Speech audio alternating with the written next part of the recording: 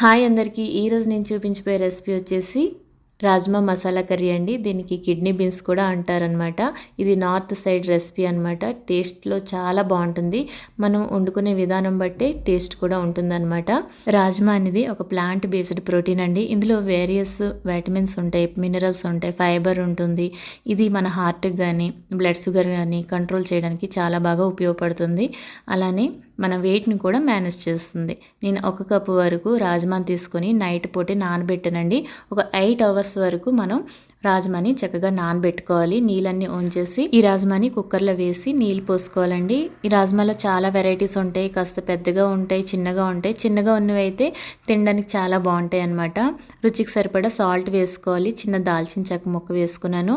ఒక బిర్యానీ ఆకు, 3 లవంగ మొగ్గలు వేసుకొని కుక్కర్ మూత పెట్టి కనీసం 10 నుంచి 12 విజిల్స్ రానివ్వాలండి. ఇవి ఉడకడానికి చాలా సమయం తీసుకుంటాయండి. ఆల్రెడీ నేను 5-6 విజిల్స్ పెట్టి ఒకసారి మూత తీసి చూసుకుంటే అప్పటికి ఉడకలేదు. మళ్ళీ 5-6 విజిల్ పెట్టి చూస్తే ఈ విధంగా ఉడికాయి అనమాట. ఇలా ఉడికితే సరిపోతుంది. ఇప్పుడు దాన్ని పక్కన పెట్టేసుకున్నాక మసాలా గ్రైండ్ చేసుకోవాలండి. ఒక మిక్సీ జార్ తీసుకొని ఒక ఉల్లిపాయను ముక్కలుగా కట్ చేసుకుని వేసుకోవాలి. 1 ఇంచు వరకు అల్లం ముక్కలు, 4-5 వెల్లుల్లి రెబ్బలు వేసుకోవాలి.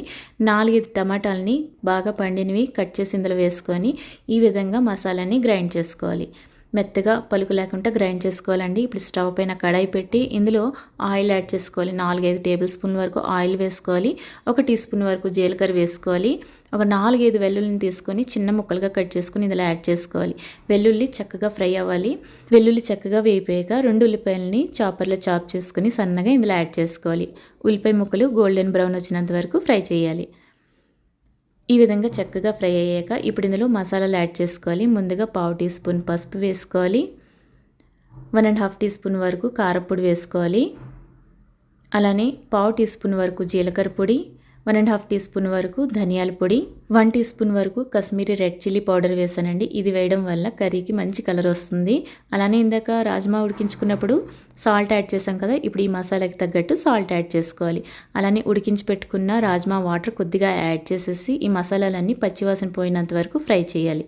ఇప్పుడు ఇందులో ముందుగా గ్రైండ్ చేసి పెట్టుకున్న మసాలా పేస్ట్ ఉంది కదా, అదంతా కూడా యాడ్ చేసేసి ఒకసారి బాగా కలుపుకొని 2 మినిట్స్ వరకు ఫ్రై చేసుకోవాలి. ఇప్పుడు ఇందులో ముందుగా గ్రైండ్ చేసి పెట్టుకున్న మిక్సీ జార్ ఉంది కదా, అందులో 1/2 గ్లాస్ వరకు వాటర్ యాడ్ చేసి ఆ వాటర్ని ఇందులో మిక్స్ చేసేసి టమాటాలో ఉండే పచ్చిదనం పోయినంత వరకు మూత పెట్టి మీడియం ఫ్లేమ్లో చక్కగా మగ్గించుకోవాలి 5 నిమిషాల పాటు. మధ్య మధ్యలో మూత తీసుకుంటూ 5-6 నిమిషాల పాటు ఉడికించుకోవాలండి. అప్పుడే టమాటాలో ఉండే పచ్చిదనం పోతుంది. లేదు పచ్చిదనం ఉంది అంటే మనకి కర్రీ టేస్ట్ అస్సలు బాగోదన్నమాట. ఈ విధంగా కలర్ చేంజ్ అయ్యి బయటికి ఆయిల్ వచ్చినంత వరకు ఉడికించుకోవాలి. ఇప్పుడు ఇందులో ముందుగా ఉడికించి పెట్టుకున్న రాజ్మాని వాటర్తో పాటు యాడ్ చేసుకొని ఒకసారి బాగా కలిపి మళ్ళీ మూత పెట్టి 5-6 నిమిషాల పాటు ఉడికించుకోవాలి. ఈ టైంలో ఒకసారి సాల్ట్ని చెక్ చేసుకోండి. సరిపోకపోతే మరి కొద్దిగా యాడ్ చేయండి.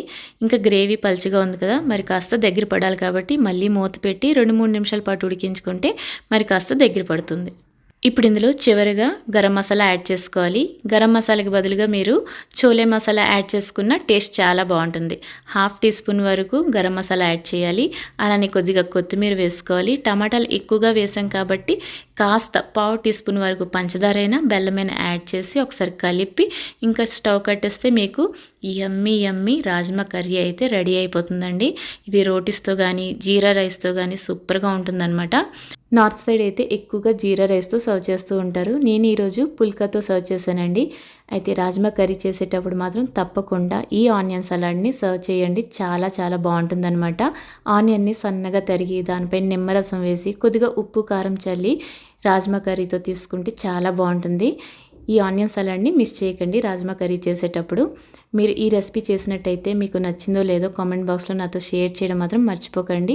ఈ వీడియో నచ్చినట్టయితే లైక్ చేసి షేర్ చేయండి. ఇలాంటి టేస్టీ రెసిపీస్ చూడాలి అనుకుంటే మన ఛానల్ని ఫాలో అయిపోయండి. Thank you for watching. Bye.